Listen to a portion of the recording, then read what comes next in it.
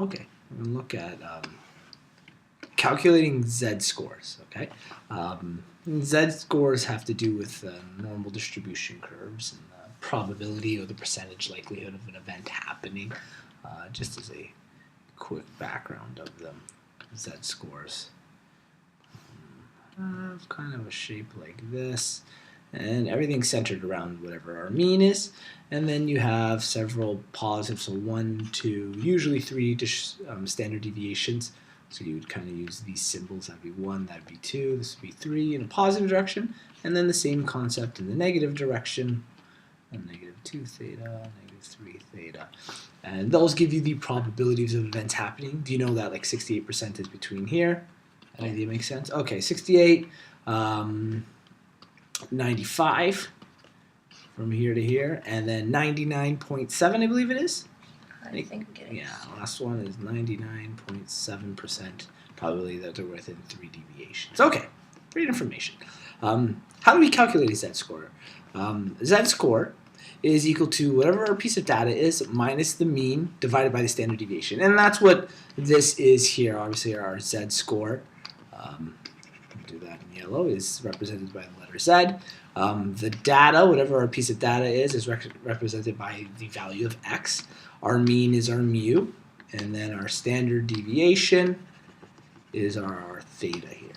Okay, so that's our little formula that we'll have to use. So somebody's already gone about calculating, and we'll take a look at this question here. Okay, there's a minor league here, and the batting averages are normally distributed, which is very important for us in order to calculate these z-scores. We need to be normally distributed, and have a mean of 0.250 with a standard deviation of 0.05. Okay, so batting averages. This concept here is that if you have a 0.5 or batting 500, that means in 1 out of 2 of your bats you're hitting the ball. Okay, so if you're a 0.25, that means you're about 1/4. You can kind of just put this over the number of 1,000. We'll have to change that, and that's how you need to calculate it. Okay, and they say they have a standard deviation of 0.5. So let's draw out what this information means so that we can make sense of that to start. And then from there we'll build. Okay, so like I said, we got our normal distribution curve, and I'm going to do my best here. Draw it out. Hey, that wasn't bad. Okay, and then we're all centered around the mean. So the mean in this case, like they told us, is 0.250. Okay, and oh, I forgot to actually write a question here. Let's say the probability. I should have written something.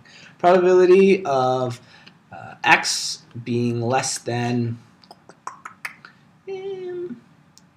say 300. Yeah, there's a probability that you bat with less than or 0.300, but usually known as 0.300. Okay. Actually, that's going to be really simple. So I'm going to make it a little harder. Say 310. I'll talk about why it would have been simple before. We'll talk about this. Okay, so we got our mean. This is our mean here, 0.25. And our first standard deviation, I'll just kind of use these lines to represent it. Okay, and then our first standard deviation the other way. I'm drawing it very well. Okay, here we go. Then we have 2 deviations. And then 3 deviations. Okay, now obviously not drawn exactly to par, but here we go. We'll use these lines to represent it. Okay, so because it's 0.5 in this direction, we're doing plus a standard deviation. So 0.05 plus this gives us 0.3 or 300. Okay, plus 2 standard deviations give us 0.350. Does this idea make sense? Yeah. And then plus 3 standard deviations give us 0.4. 400. And then the same idea going the other way. We're subtracting a standard deviation, so we're at 0.200 or batting 200. Minus 2 standard deviations, you're at 0.150. And at 3 standard deviations, you're at 0.100. So you're batting 100 in the league if you're within that. And we talked about what percentages where. So this curve in a normal distribution, all of the area, I kind of went outside the line there, all of the area under there is equal to the number 1. Okay, so we say the area is equal to 1 in this case. And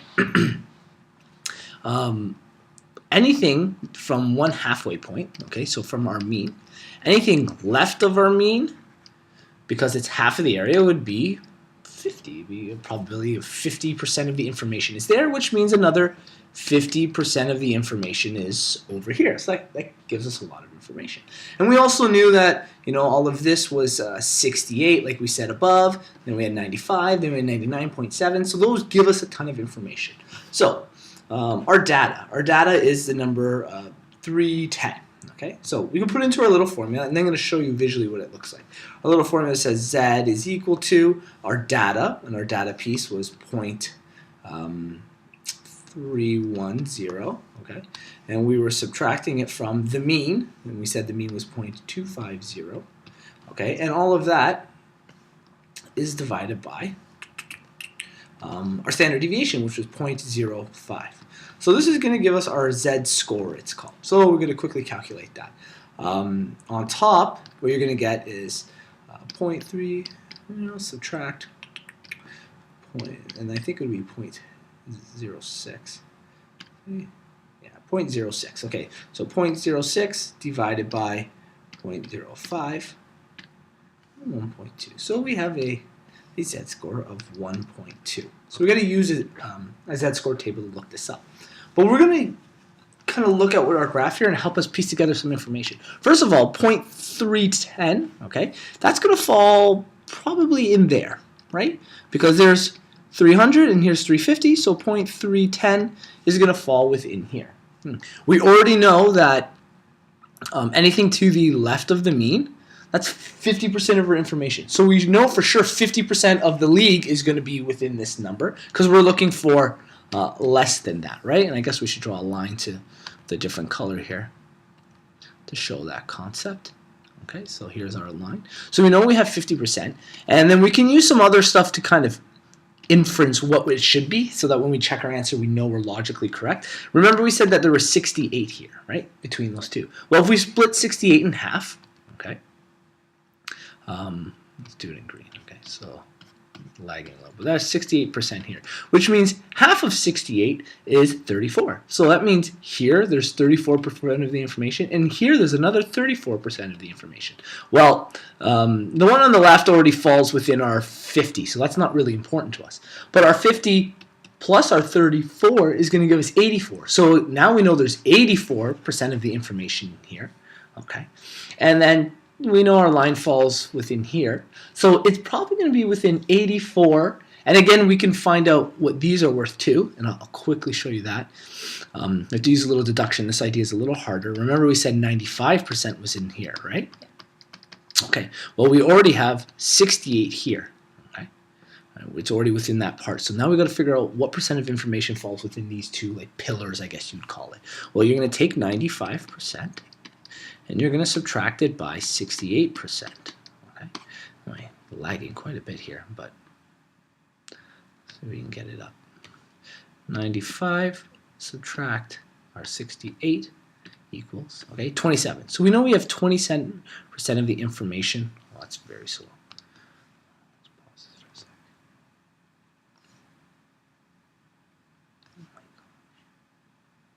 This was much faster, 27 now. And because it's split into two slivers, right, we divided that by 2. What did we get? 13.5. So we had our 84 up to that point, right, plus our 13.5. And what do we get? 97.5. So we know that our number, because anything, I guess we'll write it in black here.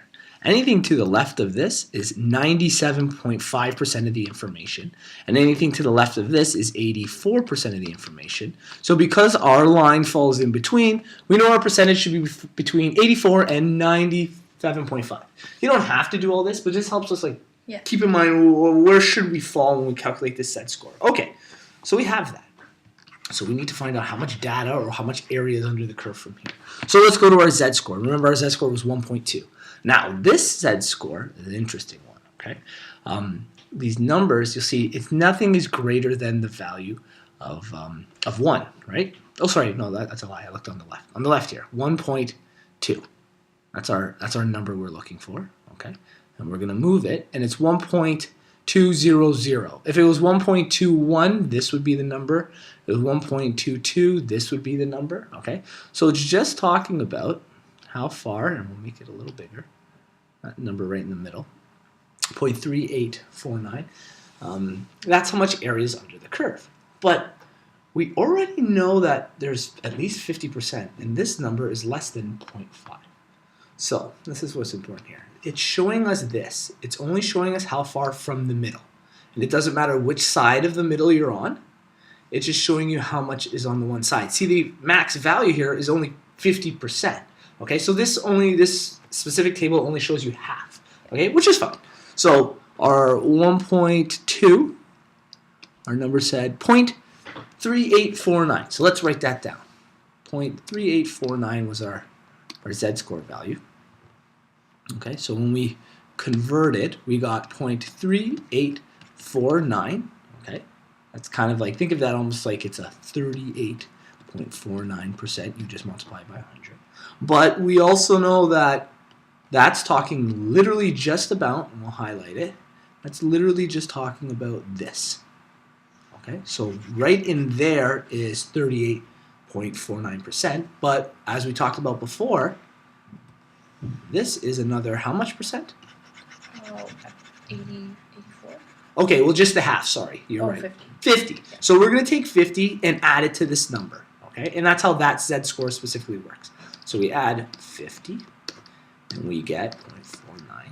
We get 88.49%. And when we looked at our in-betweens, what were they? 84 and 97? So does that make sense? 88%? Great. So the probability that you're got a batting average under that is 88% of the league has a batting average under that value, which means only 12% of the league bats above that many players. Okay? So that's how, like a general overview, how to use some tips and tricks to figure out if our numbers are correct. The real calculating of the z-score is very straightforward. Put in the formula, we look at the z-score itself, and then we just put our value in. But this is how to make sense of a lot